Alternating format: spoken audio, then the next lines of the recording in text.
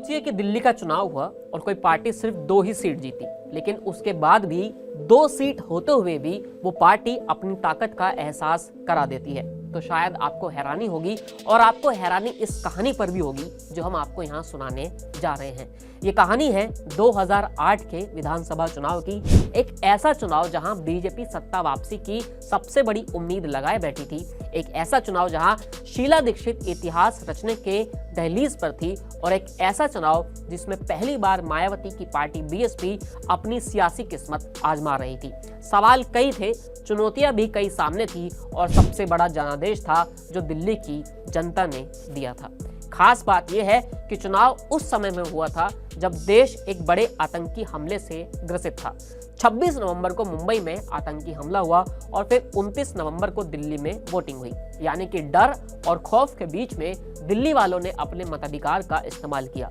BJP ने तो चुनाव प्रचार में इस आतंकी हमले का काफी जिक्र भी किया था।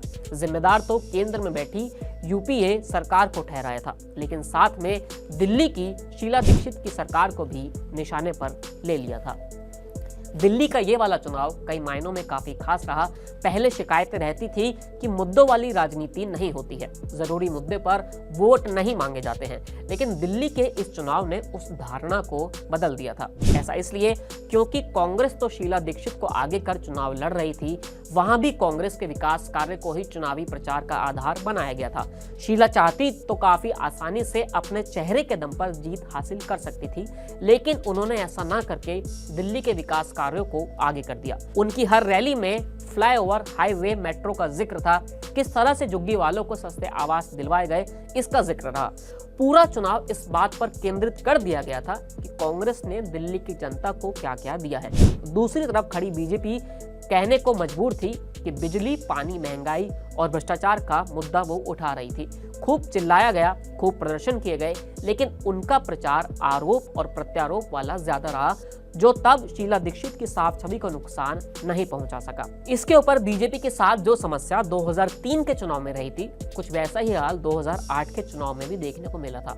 इतनी अंदरूनी लड़ाई, एक दूसरे को नीचे दिखाने की ऐसी होड़ कि पार्टी का सियासी वनवास खत्म होने के बजाय और लंबा हो गया था। उस चुनाव के दौरान बीजेपी में मुख्यमंत्री उम्मीदवार के कई चेहरे थे, डॉक्टर हर्षवर्धन, विजय गोयल और सबसे बड़ा सरप्राइज थे अरुण जेटली।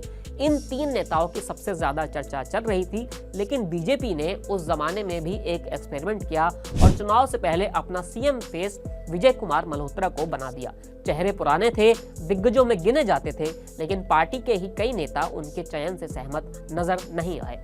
इसी वजह से प्रचार के दौरान भी कोई कोऑर्डिनेशन दिखाई नहीं दिया और बीजेपी एक बार फिर कांग्रेस के हाथों हार गई थी।